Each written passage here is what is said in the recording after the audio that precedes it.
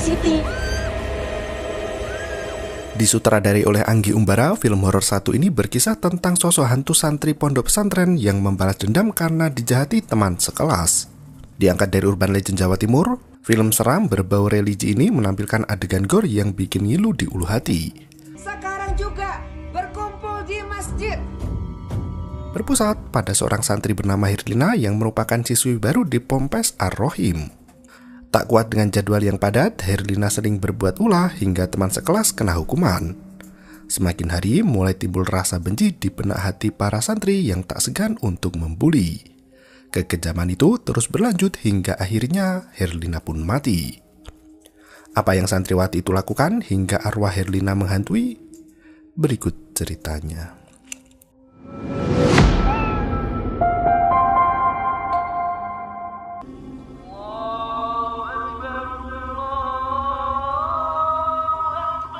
Semua bermula di Ponpes Ar-Rohim yang berada di desa Baringatus, Lamongan, Jawa Timur. Pagi itu, para santri bergegas pergi ke masjid untuk sholat subuh berjamaah. Saat mendengar ceramah dari Pak Kiai, Herlina menunduk kepala sampai beberapa kali ketiduran. Karena dilafazkan dalam azan, Assalamualaikum warahmatullahi wabarakatuh. Untungnya, Ranum tak bosan membangunkan Herlina yang duduk tepat di sampingnya itu. Selesai pengajian, Umi Ayu memberi pengumuman jika 10 menit lagi giliran kelas 2A yang tadarusan. Mau kemana, Her? Mau ngambil Al-Quran. Herlina beranjak dari tempat duduknya untuk mengambil Al-Quran yang tertinggal di kamar. Dila, Siti, Robiatul, dan teman sekelas Herlina langsung kesal melihat gadis itu melenggang pergi, padahal sebentar lagi mereka harus tadarusan bersama. Robiatul tak bisa menyembunyikan pikiran negatifnya dan berkata jika Herlina terlalu sering mangkir hanya untuk bermalas-malasan. Di waktu yang sama, Herlina sudah berada di asrama untuk duduk sembari membaca Al-Quran. Ia berusaha melatih bacaan Al-Qurannya agar tidak malu saat tadarusan nanti. Nasnya, Herlina justru ketiduran di kamar hingga lupa tak ikut tadarusan. Ar-Rahmanir-Rahim. Umi Ayu menyadari jika Herlina tidak ikut jadwal tadarusan subuh. Setelah usai, ia mengumpulkan semua santri untuk diberi hukuman. Umi Ayu menegaskan jika sesama santri harus saling peduli dan mengingatkan satu sama lain. Semua murid kelas 2A kena hukum untuk membersihkan halaman, juga kamar mandi di asrama. Robiatul sempat protes mengapa hanya mereka saja yang dihukum, sementara Herlina masih berada di kamarnya. Yayu berkata semuanya dihukum tanpa terkecuali. Herlina lari tergopoh-gopoh dengan mukena yang masih menempel di badan. Ia langsung menghadap dan meminta maaf karena tertidur saat mengambil Al-Quran. Tanpa memperdulikan permintaan maaf dari Herlina, Umi Ayu membubarkan para santri agar segera menjalankan hukuman. Semuanya dihukum termasuk kamu. Ayo. Mereka pun mengambil peralatan kebersihan untuk menyapu halaman dan menggosok lantai kamar mandi. Yang benar kerjanya. Robiatul semakin geram dengan tingkah Herlina yang selalu bikin masalah. Ia mengajak Siti dan Dila untuk melabrak Herlina yang sibuk membersihkan kamar mandi. Robiatul, yang biasa dipanggil Obi, mengancam semua santri untuk menjauhi Herlina dan membiarkan gadis itu bekerja sendirian. Bubar. Benda dewan sing dihukum. Obi apa sih? Ranum berusaha menghentikan sikap Robi yang terlalu kejam dengan temannya sendiri. Apalagi Herlina termasuk santri baru di sana dan baru sebulan tinggal di pondok. Obi menegaskan jika kelas mereka sejak dulu selalu jadi kelas unggulan dan tak pernah mendapat hukuman. Obi justru semakin marah dengan sikap Ranum yang justru membela Herlina. Ia menginjak lantai kamar mandi dengan sepatu yang kotor bekas tanah di halaman. Sambil melenggang pergi, Dila sempat menendang ember bekas sabun hingga tumpah berserakan. Mereka semua pergi meninggalkan Herlina kecuali Ranum yang masih merasa iba padanya. Herlina hanya memiliki satu teman di pondok yang diajak bertukar cerita. Ia berkata jika sedari kecil semua urusan rumah selalu dikerjakan oleh orang tua. Herlina sendiri tak pernah diminta untuk membantu pekerjaan rumah. Ranum hanya terdiam karena kedua orang tuanya telah tiada. Siang harinya, selesai membersihkan pondok, Ranum hanya bisa termenung menatap foto kedua orang tua. Sementara itu, Herlina dikunjungi ibunya yang sering datang untuk membawakan banyak makanan. Herlina mengaku tak betah berada di pondok, apalagi dengan aturan dan jadwal kegiatan yang padat. Gadis itu merasa jadi yang paling dibenci hingga tak ada yang mau berteman dengannya. Ia berkata hanya ada satu orang yang mau menemani, yaitu Ranum, teman sekamar. Herlina meminta ibunya untuk membujuk sang ayah agar ia bisa segera keluar dari pondok dan pulang ke rumah seperti sedia kala. Ibu menegaskan jika Herlina harus bertahan sampai 1 catur bulan. Ibu baru akan membujuk sang ayah setelah melewati 1 catur bulan di sana. Rupiah tuh, lapo kontak tekan hukuman, hah? Samar-samar terdengar suara ayah Obi yang berteriak membentak putrinya. Ayah Obi marah besar mendengar si Obi kena hukuman. Ia memaki dengan lantang tanpa peduli dengan perasaan anaknya sendiri. Herlina sampai terhenyak mendengar teriakan itu, sementara Obi hanya diam menerima semua cacian dari sang ayah. Malam harinya, Dewi, ibu Herlina mencoba berbicara pada sang suami untuk membawa anak mereka pulang ke rumah. Udah jauh lebih baik dan udah nurut dibanding Herlina yang dulu, Mas. Pak Sabto, ayah Herlina merasa belum waktunya karena gadis itu baru sebulan di pondok. Ia merasa Herlina harus lebih lama belajar agama agar menjadi gadis yang baik dan tahu aturan.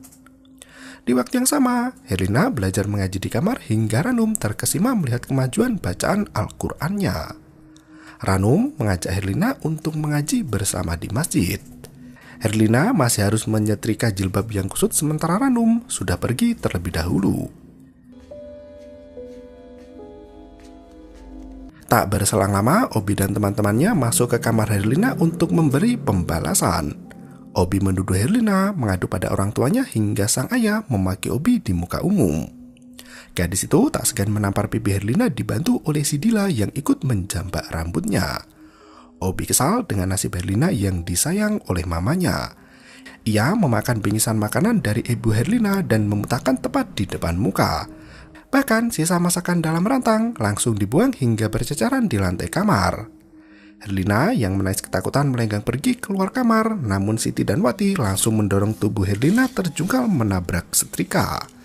Mereka menahan tubuh Herlina hingga menempel ke tiang rumah. Obi mengambil setrika panas itu dan ditempelkan ke tangan Herlina. Gadis yang kesakitan itu memberontak dan lari keluar asrama. Obi dan yang lain ikut mengejar dengan sangat kencang. Mereka menyeret tubuh Herlina ke kamar mandi dan mencelupkan tangan bekas setrika ke dalam air kotor. Obi tak henti menyiksa Herlina sampai menyiram air dingin ke sekujur tubuhnya. Herlina berhasil melarikan diri dan keluar lewat jalan samping hingga menyeberang sungai. Obi dan Dila masih terus mengejar Herlina sampai keluar dari pondok ke jalan raya. Seketika itu, pagi harinya Sabto buru-buru ke rumah sakit untuk melihat kondisi putrinya yang tertabrak mobil. Dewi sudah lebih dulu berada di rumah sakit dan tak henti menangis melihat kondisi putrinya yang kritis. Sabto langsung memeriksa semua luka di tubuh anaknya. Ia menyadari ada luka bakar di tangan yang bukan indikasi dari kecelakaan. Tanpa basa-basi, Pak Sabto langsung mendorong pengurus pondok yang sedari tadi duduk di lorong rumah sakit. Pak, jangan emosi dulu, Pak Sabto. Pak Kiai bersama Ustadz Gani dan Jafar sengaja bertahan di sana sebagai bentuk dari pertanggungjawaban sekolah. Sabto sama sekali tak terima karena ada luka bakar di tangan anaknya yang bukan disebabkan oleh kecelakaan.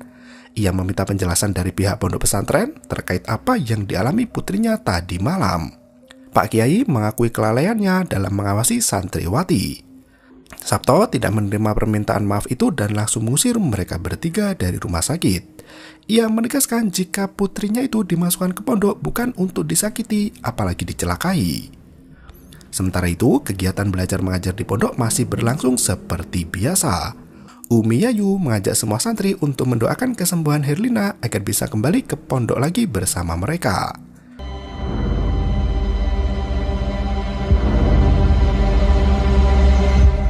Satu minggu kemudian, kelas 2A mendapat tugas untuk mengangkat jemuran yang sudah kering.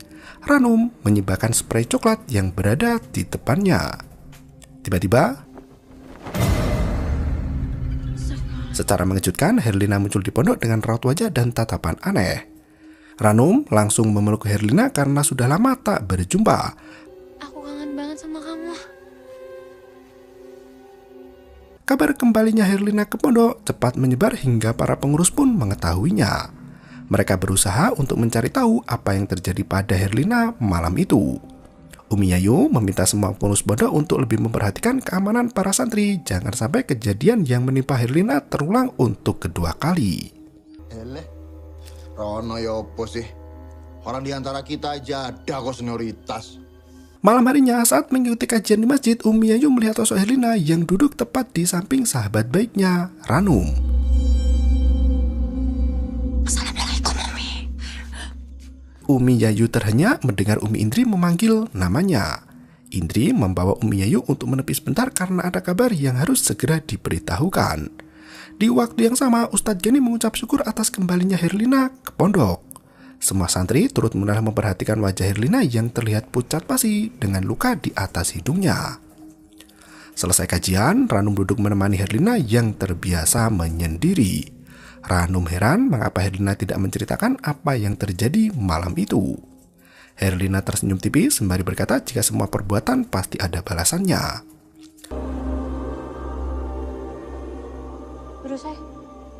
Di malam yang semakin larut, Obi dan Siti mendapat jadwal patroli. Mereka berpencar untuk mempercepat tugasnya di mana Obi kebagian memeriksa kamar mandi. Ia sempat terganggu dengan suara dentuman dalam bilik toilet, namun tak ada siapapun di sana.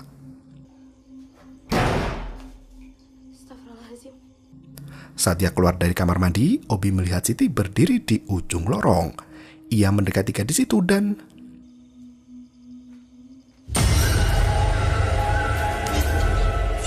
Obi berlari ketakutan melihat Siti kerasukan setan. Ia menggedor pintu kamar Umi Yayu dan Umi Indri untuk meminta pertolongan. Nasnya, tak ada orang yang membukakan pintu. Obi lari menuju ke rumah Ustadz Gani dan Ustadz Jafar untuk meminta bantuan. Naas, lampu rumah itu berkedip dengan sangat cepat dan wajah Siti berubah menjadi Herlina yang muncul untuk membalaskan dendam. Obi dicekik sampai lemas dan tak bisa bernafas lagi. Beruntung Ustadz Gani keluar dari rumah dan berusaha untuk melepaskan tangan Siti dari leher Obi. Siti mendorong tubuh Ustadz Gani sampai terguling menuruni tangga. Siti yang masih kerasukan pun berusaha untuk mencekik sang Ustadz. Pria itu menggenggam kepala Siti sembari membacakan ayat ruqyah. Iblis dalam tubuh Siti berkata jika mereka semua adalah orang munafik yang gemar berlaku kemungkaran. Ustadz Gani bertanya siapa yang merasuki tubuh Siti. Ternyata, Siapa kamu? Umi Indri memberikan air putih pada Ustadz Gani dan menahan tubuh Siti yang masih memberontak hebat. Ustadz Gani membacakan doa di atas air putih sementara Siti tak berhenti tertawa ngeri. Seketika itu, Siti berhasil tersadar, begitupun Obi yang terbangun dari pingsan. Mereka bergegas kembali ke kamar, namun Obi tak bisa tidur karena teringat dengan wajah Herlina saat Siti kerasukan setan. Dila berusaha untuk menenangkan Obi dan berkata jika Siti sudah didoakan oleh Ustadz Gani. Obi tak bisa berhenti memikirkan Herlina yang muncul di wajah Siti. Ia yakin betul jika yang merasuki Siti malam itu adalah Sukma Herlina. Pagi harinya, Dila baru selesai kajian bersama Siti dan Ranum. Dila menceritakan kondisi Obi yang takut pada Herlina hingga tak bisa tidur semalaman. Umi Indri menghampiri Dila untuk menanyakan kabar Siti. Gadis itu sudah membaik setelah didoakan oleh Ustadz Gani saat kerasukan tadi malam. Umi Indri ikut lega mendengar kabar Siti yang jauh lebih baik. Mereka bergegas kembali ke kamar untuk menemani Obi yang sendirian. Begitu melihat Siti, Obi langsung berteriak ketakutan. Assalamualaikum, Obi. Di mata Obi, sosok Siti masih berwajah menyeramkan seperti Herlina. Mendengar teriakan Obi, Umi Indri berlari menghampiri. Obi berteriak jika itu bukan Siti melainkan Herlina. Umi Indri mengajak Obi untuk membaca istighfar berulang kali agar tersadar dari pandangan gaib. Ia berusaha menjelaskan jika yang berdiri di depan pintu kamar adalah Ranum, Siti, dan Dila. Untuk mengurangi rasa takut di pikiran Obi, Umi Indri mengajak gadis itu untuk sholat. Malam harinya, Ranum mengaji sendirian di masjid untuk mendoakan orang tuanya. Tak berselang lama, Herlina datang dengan kaki yang pincang dan duduk tepat di depan Ranum.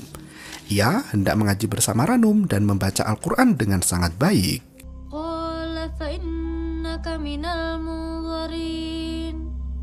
Ranum sampai heran mendengar lantunan bacaan Al-Quran Herlina yang sudah jauh lebih bagus dari sebelumnya. Ranum hanya bisa melongo melihat perubahan drastis dari sikap Herlina yang kian hari semakin mengerikan. Di malam yang sangat larut, Herlina masih belum tidur dan memperhatikan teman sekamarnya. Pagi harinya, Siti bertanya pada Ranum dengan siapa mengaji tadi malam. Ranum berkata jika ia bersama dengan Herlina. Siti tercengang mendengar hal tersebut. Ia tahu jika Herlina itu tidak bisa membaca Al-Quran. Mereka jadi takut untuk berdiri tepat di barisan Herlina. Setelah sholat subuh berjamaah, Siti mulai menyadari ada yang aneh dengan Herlina. Tak berselang lama, Herlina berjalan pincang mendekati mereka berdua dan mengucap salam. Assalamualaikum, Siti. Siang harinya, Ranum kembali ke kamar, namun mereka melihat Herlina duduk di atas ranjang dengan mengenakan mukena. Herlina mengayunkan kepala kian kemari tanpa henti. Kamu ngapain berdiri di situ ngeliatin aku? Malam harinya, Ranum menemani Obi untuk patroli. Obi meminta Ranum untuk menemaninya sholat isya di dalam masjid. Saat Obi menjalankan sholat dengan husuk, Ranum melihat sosok Herlina melintas di depan mata. Ia mengikuti kemana sosok itu pergi. Di waktu yang sama, Obi mulai mendengar ada suara aneh yang mengikuti gerakan sholatnya. Ia duduk tasyahud, namun anehnya posisi Obi terbalik, bukan mengarah ke kiblat, namun justru membelakangi kiblat. Setiap kali membenarkan posisi, tubuh Obi selalu menghadang ke arah kiblat. Anehnya, posisi Obi tak lagi terbalik dan mengakhiri syarat dengan salam. Tiba-tiba, mendengar teriakan itu, Ranum melari ke arah masjid dan menemukan Obi sujud menghadap ke arah berlawanan setelah kiblat. Ranum berusaha untuk membangunkan Obi, tapi ternyata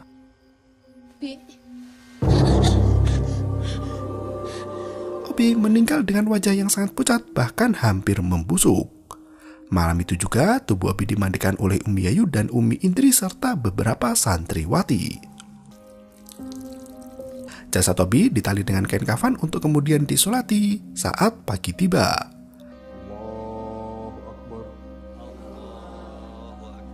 Herlina pun ikut menyolati jasad temannya itu dan tersenyum saat melihat jasad Obi tak bernyawa. Selesai acara, Ranum bertanya pada Herlina kemana gadis itu semalam. Ranum menegaskan jika ia ada di dalam kamar. Herlina memeluk tubuh Ranum dan melenggang pergi begitu Siti dan Dila menghampiri. Di ruang pengajar, Ustadz Jani meminta Umi Yayu untuk memberi kabar pada keluarga Obi. Apalagi melihat kematian Obi yang tidak wajar. Umi Yayu tak sependapat dengan hal itu dan merasa masalah di pondok sudah terlalu banyak. Ustadz Gani melenggang pergi untuk meminta solusi pada Pak Kiai yang sedang mengajar di pondok lain. Saya akan beritahu Kiai perihal ini. Assalamualaikum. Sementara itu, Ranum ikut Siti ke kamarnya dan bertemu Dila yang menangis terseduh-seduh. Dila menyalahkan Ranum atas kematian sahabatnya Obi. Ranum menangis dan berkata jika ia sangat menyesal meninggalkan Obi sendirian saat sholat tadi malam. Ia juga jadi orang yang terakhir melihat Obi masih hidup. Ranum tak menyangka karena kejadian itu terlalu cepat untuk dicerna. Siti meminta bantuan Ranum dan Dila untuk tenang dan jangan menyalahkan satu sama lain. Ranum memeluk Dila dengan tangisan penyesalannya. Di malam yang sangat larut, Ranum yang tidur di ranjang tingkat 2 tiba-tiba berada di ranjang tingkat 1.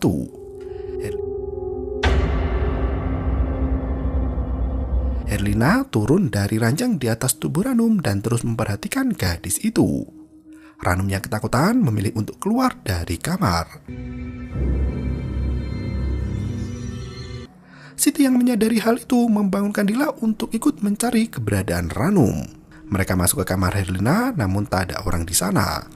Ternyata Ranum mencari keberadaan Herlina yang pergi keluar dari kamar.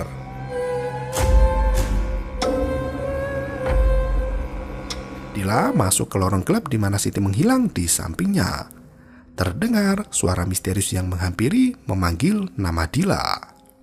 Gadis itu ketakutan bukan kepalang dan berusaha untuk pergi ke tempat semula. Berulang kali Dila menghentikan langkah saat mendengar kalimat salam dari seseorang. Ia pun mencari sumber suara itu yang ternyata Ranum heran melihat Dila histeris saat menatap wajahnya. Saat tersadar, Dila langsung berkata jika Siti menghilang. Ranum mengajak Dila untuk mencari bantuan pada Umi Indri dan Ustadz Gani. Sementara itu, Siti berjalan sendirian di halaman luar hingga semua obor penerangan jalan mati sendiri. Samar-samar terdengar suara salam yang menyahut namanya. Siti berusaha untuk tetap tenang dan berani menoleh ke arah sumber suara itu. Assalamualaikum Siti. Siti berlari ketakutan menuju ke masjid di kawasan pondok. Sesampainya di sana, Siti tertegun melihat banyak orang yang sedang melaksanakan sholat jamaah. Ternyata pelaksanaan sholat dilakukan dengan gerakan yang sangat cepat. Hingga di rakaat terakhir semua menoleh ke arah Siti. Semua orang berwajah sama, yaitu seperti Herlina. Mendengar teriakan Siti, Ranum berlari menghampiri dan menyibakkan mukena yang menutupi wajah Siti. Penampakan makmum sholat itu menghilang seketika. Ranum membawa Siti untuk menyusul Dila yang sedang menuju ke rumah Ustadz Gani. Karena pintu tak terkunci, Dila masuk ke dalam dan meminta tolong pada Ustadz Gani yang tidur di atas dipan kayu. Saat dia hendak membangunkan Ustadz Gani, Dila sempat menoleh ke belakang karena merasakan ada seseorang di sana. Saat menghadap ke arah depan, Ustadz Gani sudah menghilang entah kemana. Lampu rumah itu pun padam, membuat Dila semakin tak karuan. Dila lari untuk keluar dari rumah itu, namun pintu terkunci dengan sendirinya. Assalamualaikum Dila. Suara salam kembali terdengar memanggil Dila, yang entah dari mana asalnya seketika itu. Umi Yayu langsung membangunkan Umi Indri setelah mendengar suara teriakan dari kejauhan. Siti dan Ranum berteriak di depan rumah Ustadz Gani sembari terus memanggil Dila. Mereka mendobrak masuk rumah, namun tak terlihat ada siapapun di sana. Mereka pun lari keluar mencari keberadaan Dila bersama dengan Umi Yayu yang membawa Umi Indri untuk memeriksa kondisi asrama. Tak disangka kondisi masjid sudah penuh dengan para santri yang memperhatikan posisi sujud Dila di sana. Ternyata Dila sujud membelakangi kiblat seperti yang terjadi pada Obi. Mereka tak ada yang berani menyentuh Dila, apalagi merubah posisinya itu. Umi Yayu dan Umi Indri langsung membawa Dila yang wajahnya sudah membusuk sama seperti Obi. Ranum bisa melihat sosok Herlina yang berdiri di balik rak buku sambil tersenyum. Setelah dua nyawa santri jadi korban, Ustadz Gani memaksa Ustadz Jafar untuk memulangkan santriwati ke rumah mereka masing-masing. Ia tak mau ada korban jiwa yang berjatuhan lebih banyak lagi. Ustadz Jafar tak mau ambil sikap karena masih menunggu arahan dari Pak Kiai. Ia meminta Ustadz Gani untuk bersabar dan menunggu Kiai Darus kembali. Ranum dan Siti tergopoh-gopoh menghampiri dua ustadznya itu. Ranum berkata jika kematian Obi dan Dila ada kaitannya dengan Herlina. Ia yakin semua itu ulah Herlina yang hendak membalaskan dendam. Siti menegaskan jika ia melihat Herlina menyerang Dila di ruang pengajar. Assalamualaikum warahmatullahi wabarakatuh. Umi Ayu memberikan pengumuman pada santri untuk berkumpul di masjid tanpa terkecuali. Sementara itu, Ustadz Gani dan Ustadz Jafar kebingungan mencari keberadaan Herlina yang belum kelihatan juga. Dari pihak pondok menghubungi Ibu Dewi untuk menanyakan terkait sosok Herlina. Dewi sampai terkesiap mendengar kabar mencengangkan itu. Sementara semua warga pondok pesantren Ar-Rohim memilih untuk tidur di dalam masjid agar tidak ada korban lain akibat diserang oleh sosok Herlina. Ranum yang tak bisa tidur berusaha untuk memejamkan mata, namun tiba-tiba terdengar suara Herlina memanggil nama Ranum dari sebelah. Ranum menoleh ke samping yang ternyata itu adalah Siti. Siti meminta Ranum untuk menemaninya pergi ke kamar mandi. Tanpa disadari, sosok Herlina muncul di depan bilik toilet tepat di ruang penyimpanan alat kebersihan. Siti duduk dengan tenang sembari menunggu air seninya habis. Saat itu, ia bisa mendengar suara ketukan pintu yang dikira Ranum. Padahal Ranum masih menunggu di luar dengan sekelebat bayangan yang melintas di belakangnya. Bayangan itu sangat persis seperti Siti. Ranum mengikuti kemana orang itu pergi, mengira Siti sudah jalan meninggalkan dirinya. Siti, Ranum mendekati Siti seraya memanggilnya. Anehnya, sosok wanita muncul dari belakang di mana itu adalah Siti sendiri. Kini ada dua Siti yang berada di samping Ranum. Ternyata Assalamualaikum Ranum. mereka berdua lari ketakutan menuju ke asrama, namun langkah mereka selalu kembali ke pohon beringin itu. Herlina muncul dengan wajah seramnya menyeret kaki Siti yang hendak kabur darinya. Ustadz Gani dan Ustadz Jafar berusaha untuk merebut Siti kembali hingga mereka saling tarik-menarik. Untungnya tubuh Siti berhasil diselamatkan dan sosok Herlina kini berhadapan dengan Ustadz Gani. Iblis dalam tubuh Herlina berkata jika dirinya adalah jin Islam yang juga merupakan hamba Allah. Ia sengaja datang karena dipanggil untuk membunuh manusia yang zolim. Di waktu yang sama, Dewi dan Sabto berlari menuju ke kawasan pondok. Ustadz Gani mengancam iblis itu untuk keluar dari tubuh Herlina sebelum dihancurkan menggunakan ayat Allah. Coba. Ustadz Gani membaca ayat kursi namun iblis itu ikut membacanya bersama. Ustadz Gani terpaksa menyabet kepala Herlina menggunakan tasbih, namun semua itu tak mempan untuknya. Herlina justru membacakan hadis agar manusia tidak mengikuti langkah setan. Barang siapa mengikuti langkah setan, maka setan menyuruh mereka untuk berbuat keji dan mungkar. Mendengar suara iblis yang meneriakkan kata mungkar berulang kali, Dewi dan Sabto sudah sampai di pohon beringin itu dan berlari memanggil putri mereka. Dewi berusaha membujuk Herlina untuk pulang bersamanya. Sabto teringat saat ia menyadari mobil Dewi pecah di bagian lampu depan. Dewi mengaku sempat menabrak tumpukan kayu di pinggir jalan saat mengantar spray untuk Herlina di malam hari.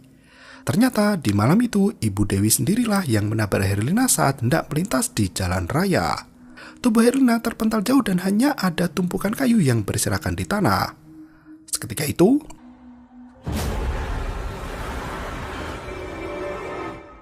iblis dalam tubuh Herlina membawa ibunya pergi dan mengembalikan lagi ke dalam kondisi mati. Kini Ustadz Jafar dan Ustadz Gani bekerja sama untuk melumpuhkan Herlina. Mereka langsung kalah telak karena kekuatan Herlina tak terbendung lagi. Saat Herlina hendak menyerang ayahnya sendiri, tiba-tiba Kiai Darus menarik kaki Herlina dan menggagalkan upaya iblis untuk memporak-porandakan iman manusia. Sang Kiai langsung meruqyah tubuh Herlina dengan ayat penghancur iblis. Hancurlah kau atas nama Allah. Angin pun berhembus kencang seiring kekuatan iblis yang berusaha untuk kabur dari genggaman Ustadz Gani dan Ustadz Jafar. Sosok Herlina menjerit tak karuan membuat Sabto ingat dengan kejadian masa lalu. Ternyata Herlina sudah dinyatakan meninggal dunia oleh pihak rumah sakit, namun Sabto meminta agar dirahasiakan dari Dewi. Ia takut Dewi tak bisa menerima kematian Herlina. Sabto menyadari ada kejanggalan yang terjadi pada putrinya di pondok sampai berakhir mati. Ia sengaja membawa jasad Herlina kepada dukun sakti mandraguna yang bisa menghidupkan orang mati. Sampean saya itu. Sabto berharap orang yang pernah menyakiti Herlina mendapat penyiksaan yang setimpal. Dukun itu menyanggupi permintaan Sabto dan ia menegaskan jika ritual tidak bisa dibatalkan meski dengan cara apapun juga. Ritual itu digunakan untuk membalaskan dendam Herlina sampai tuntas, sementara Sabto adalah orang yang harus menjalankan segala sarana ritualnya. Dengan paku dan palu besi, Sabto berhasil menghidupkan Herlina lagi dan mengajak anak itu ke pesantren. Ia berbohong pada Dewi dan mengatakan jika kondisi Herlina sudah semakin membaik dan siap menjalani aktivitas di pondok. Ritual pembangkitan mayat itu dilakukan bersama dukun dan Sabto. Setelah jasad dimandikan, Sabto bersiap untuk melakukannya. Paku itu menancap sangat dalam hingga menembus ke dalam otak. Merasa semua dendam telah terbayar, Sabto membantu Kiai Darus untuk mencabut paku di ubun-ubun putrinya. Seketika itu, jasad Herlina langsung membusuk dan tak bernyawa. Pagi harinya, Pak Kiai memberi kajian di saat jasad para korban sedang dievakuasi. Ia menegaskan jika iblis adalah makhluk Allah dengan keimanan paripurna daripada manusia. Iblis menyembah Allah jauh lebih lama dan menjadi panglima dari para ksatria. Kesombongan iblis itulah yang membuat mereka menolak bersujud pada Adam. Mereka berjanji akan terus menyesatkan anak cucu Adam dan membawa manusia pada kemungkaran. Semua anak cucu Adam Sebagian besar manusia akan tergoda oleh rayuan iblis kecuali mereka yang muklis, yaitu orang yang melakukan amal kebaikan dengan tulus ikhlas tanpa mengharap apapun juga kecuali mencari ridho Allah semata.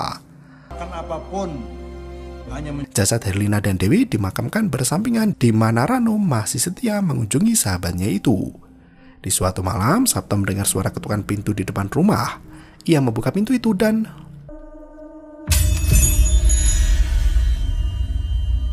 dukun itu berkata agar paku tidak dicabut sebelum semua tuntas. Tampaknya ada dendam Herlina yang belum terbayarkan. Sosok dukun itu langsung berubah menjadi iblis Herlina yang mengerikan dan film pun berakhir. Naskah yang ditulis oleh Evelyn Afnila ini menonjolkan sisi religi yang sangat kental di mana orang tua memasukkan anaknya ke pondok tanpa mempertimbangkan kemauan dari anak itu sendiri. Adanya unsur kisah nyata atau urban legend Jawa Timur yang disebut-sebut menjadi inspirasi film ini patut diperhitungkan. Film ini memberi pesan moral tentang bahaya kejahatan di sekolah. Bermula dari kebencian yang tertanam di dalam hati, kebencian itu membuat Obi nekat menyakiti Herlina. Tanpa ia sadari, kejahatan hanya akan memberikan berbagai kejahatan baru yang tidak akan pernah berhenti sampai mati. Islam mengajarkan umatnya untuk berbuat baik pada sesama yang disebut dengan istilah ihsan. Dalam Al-Quran, Allah berfirman di surat Al-Isra ayat 7 bahwa berbuat baik kepada orang lain sama saja dengan berbuat baik kepada diri sendiri. Kebaikan yang kita lakukan akan mendatangkan kebaikan pula bagi diri sendiri. Sebaliknya, perbuatan buruk kepada orang lain akan mendatangkan keburukan bagi dirinya sendiri. Semoga para supe sekalian termasuk umat yang ihsan dan gemar melakukan kebaikan. Terima kasih dan sampai jumpa. Yo, bermau itu ketarep.